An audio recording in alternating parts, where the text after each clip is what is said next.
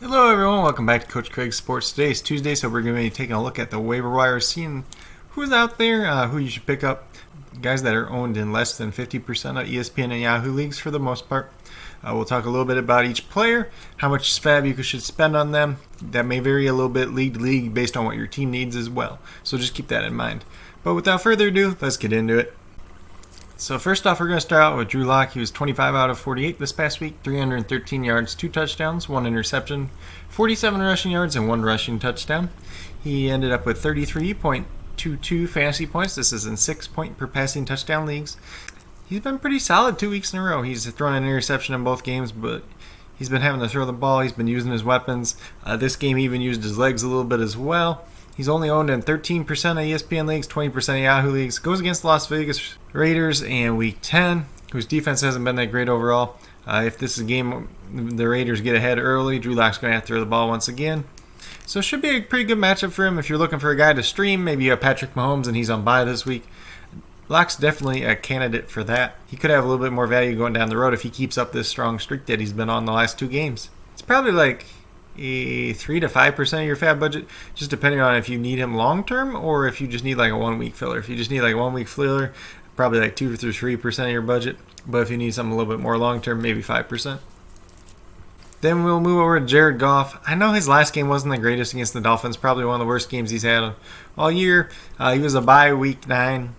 Owned in 33% of ESPN leagues, 63% of Yahoo leagues. So good chance he's out there in ESPN, smaller chance in Yahoo. He goes against the Seahawks this week, who pretty much every quarterback against the Seahawks has put up decent numbers this year. And Goff's obviously got decent weapons around him. So it should be a game that he's able to thrive. If you're looking for a streamer for like 1 week, this could be your guy. So I'm looking at him more of a streamer guy, so he's probably a 2 to 3% of my fab budget type of guy. Then we'll move over to Baker Mayfield. Baker Mayfield was also on bye week 9. He's owned in 18% of ESPN leagues, 33% of Yahoo leagues. He's played pretty well in recent weeks besides the win game. He goes against the Texans this week. Texans defense is not good. I know I'm a Texans fan myself. They even gave up like 300 yards passing to Jake Luton. So Baker's obviously a little bit better than him. And he should be able to benefit in this game. I know they are a run-heavy team, so they might lean on the run a little bit too. But I wouldn't be surprised if Baker has a good game. He's kind of in that same category as Drew Lock, honestly. You could use him as a streamer, spend 2 to 3% of your budget. You could spend 5% of your budget if you're trying to keep him a little bit longer term, mix and match some starts with another quarterback that you might already have on your roster. Then we'll move over to the running back position. I'm going to start off with J.D. McKissic. He played on 84% of snaps this past week, 3 carries for 17 yards. He saw 14 targets, which is pretty crazy for a running back. 9 receptions, 65 yards. And he had 17.2 fantasy points. This is in PPR scoring format. He was actually running back number 3 going in the week from yesterday's video. He's owned in 34% of ESPN leagues, 24% of Yahoo leagues. And honestly, that's too low, especially if you're playing in like a PPR or a half-point PPR league. He's a guy that should be on. He goes against the Detroit Lions in Week 10, so it's a very, very good matchup for him. Alex Smith takes over at quarterback. He likes throwing short passes as well. I know Kyle Allen kind of did too, so there's not going to be too much change there. And it could be another good week for him. He's a guy that he's very safe. He's not going to hurt you, but he's probably not going to win you the week either. So if you're in a half-point PPR or a PPR league, he's a guy you can spend probably 10 to 15% of your budget on, and he's going to have a role for the rest of the season as compared to some other players. Then next up, I got Rex Burkhead. I don't have his snap rate percentage in here. I made this before I did the snap rates for that game. He had 12 carries for 56 yards, 1 touchdown, 3 receptions for 11 yards, 15.7 fantasy points.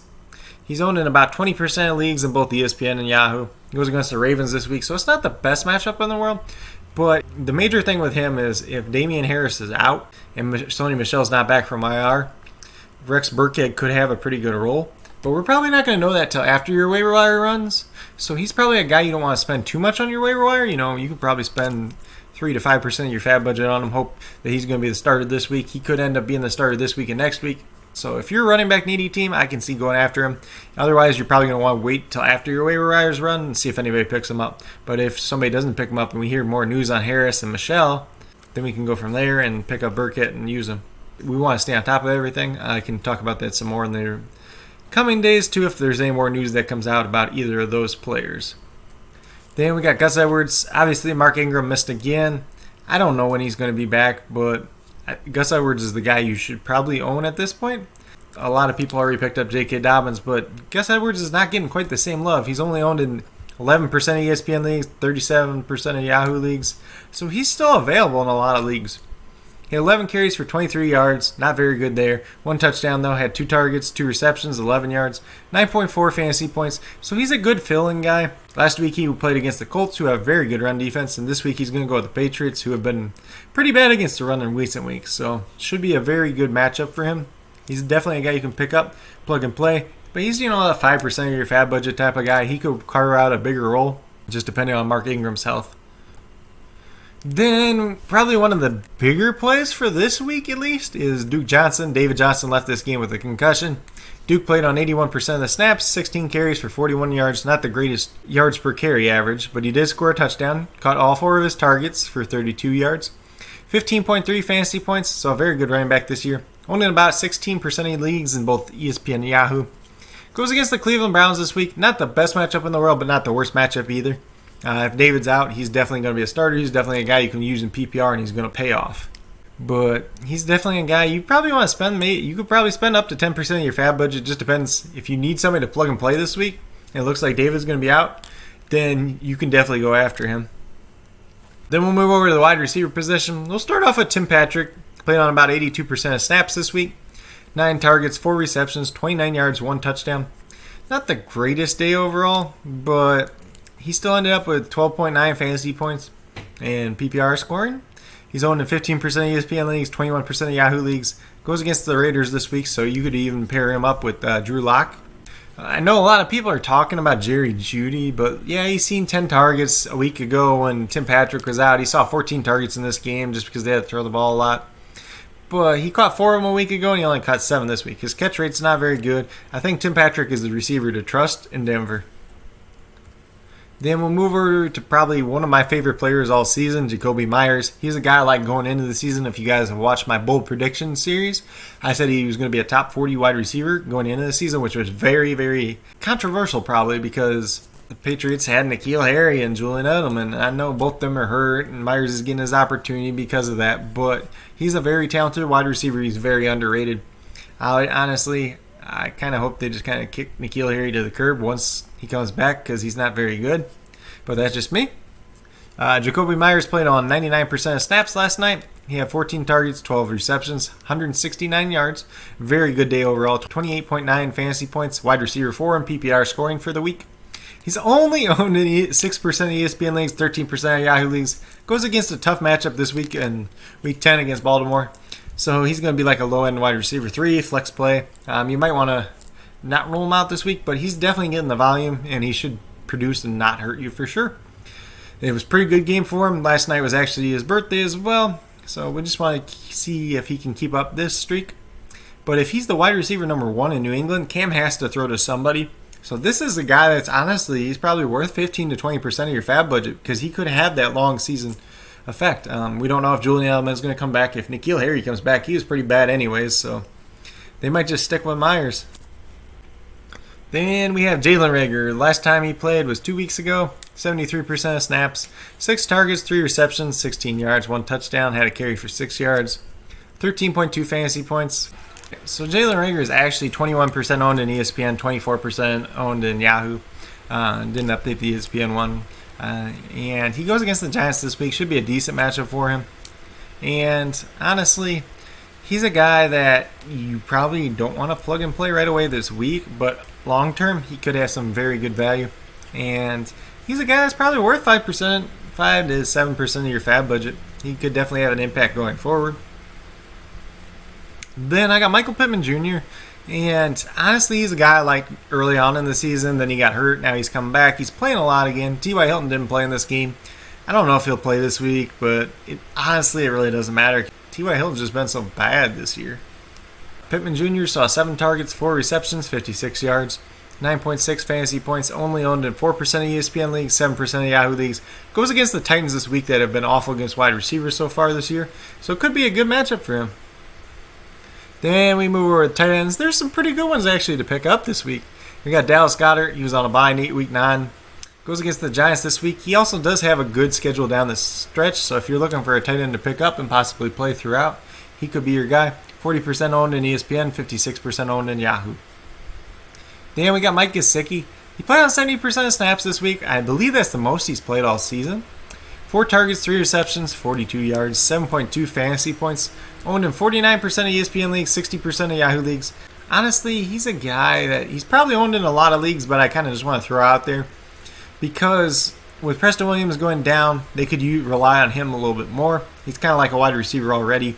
Not really built too well for a tight end, but he's very athletic, so he's definitely a guy that could see some more targets, see some more playing time with Preston Williams out. They go against the Chargers this week. Not the worst matchup in the world. And for me, he's kind of like a guy, probably 3 to 5% of your fab budget. Dallas Goedert, I don't remember if I mentioned, but Goddard's probably a guy you could spend upwards of 10% on, honestly, because you can play him down the stretch. Then last but not least, at the tight end position, we got Austin Hooper. Had a bye last week. He missed the 2 weeks previously after he had his appendix removed. He's only owned in about 40% of leagues, so there's a chance that he's out there. Goes against the Texans this week. Should be a pretty good matchup. He is a guy that you can probably play most weeks throughout the rest of the year with Odell Beckham Jr. missing now. And he's a guy kind of like Dallas Goedert. You can probably spend 8 to 10% of your budget on him. And he's going to be a guy you can start pretty much week in and week out. Then last but not least, we got the defenses to consider for week 10. These are the ones that are under 50% owned in both and that I like. New Orleans is going to be the first one, 39% owned in ESPN, 47% owned in Yahoo. Goes against San Francisco week 10. We saw how banged up they were last week. They're still going to be pretty banged up this week, so it should be a good matchup for a good Saints defense. Then we got the Green Bay Packers defense, and they're owned in 18% of ESPN, 37% of Yahoo leagues. Goes against Jacksonville this week in week 10. Jake Luton did have a decent game against the Texans in his first start, but he is a rookie. He's a 6th-round pick. He threw one interception that was a pretty bad throw in the game. He threw another interception that the Texans linebacker dropped, and then there was another play that should have been picked off as well. So it's definitely a matchup that could favor Green Bay, especially if they get Kevin King back on defense. And then we got Philadelphia, and they're owned in 37% of ESPN leagues, 48% of Yahoo leagues. Go against the Giants in week 10. They did pretty good against them the last time they played them. So, and Daniel Jones obviously likes to turn the ball over himself. Surprisingly, he didn't have a turnover for once this week. But with that being said, there's definitely a great opportunity there for Philadelphia. But with that being said, this is what we got for waivers this week. If you have any other questions regarding waiver wires at all, who should you pick up, who should you drop, how much should you spend based on your budget, based on your team, feel free to leave any of that down in the comments. I'd love to help you guys out. And if you guys need to reach out to me for any reason at all, feel free to do so, whether it's down in the comments, at my email, coachcraigsports@gmail.com, on Twitter at coachcraigsport, or on the Coach Craig Sports Facebook page. If you guys liked and enjoyed this video, please give it a thumbs up. If you haven't already subscribed to the channel, please consider doing so. Like I said, this channel is all about you guys, the viewer, trying to help you guys out with your fantasy football leagues so you guys are able to enjoy your league more, able to be more competitive, and bring some championship trophies to your mantle in your house. But with that being said, if you are a new or current subscriber who has yet to do so, also hit that notification bell down below, and it'll let you know every single time I post up a video. Like I've been saying, post up about 5 videos a week. And be sure to check out my articles on the Podcasting Network. There's a link to that in the description below. We have a collaborative start-sit article over there every week. I also do snap rate percentages. I'm probably going to be working on an article about Dynasty, like who you should buy and sell if you guys are into Dynasty. Last but not least, be sure to check out the 2 Point Podcast. We had a Week 9 review for the games there. Just put it up this morning. Hopefully you guys check that out. Hopefully you can enjoy it as well. Would love you guys to support that project as well. But with that being said, that's all I got for this video. Hopefully you guys all enjoyed. Have a great rest of your day.